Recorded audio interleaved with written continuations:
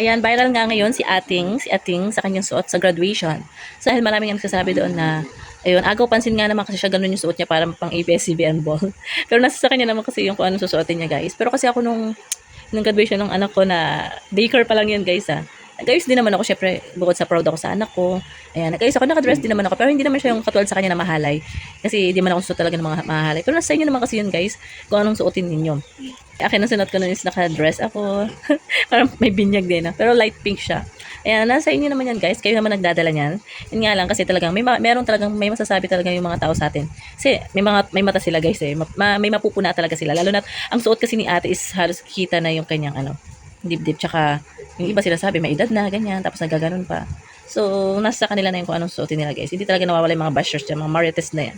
Yun lang, guys. Mag-ayos na lang din kayo kung gusto nyo mag-ayos. Yun lang masasabi ko, guys. Ako talaga nag-e-effort din ako pagdating sa mga ganyan. Eh. Lalo na't maganda naman yung anak mo or proud ka kasi marami siyang medal. Ayan. Syempre, sabayan mo rin siya.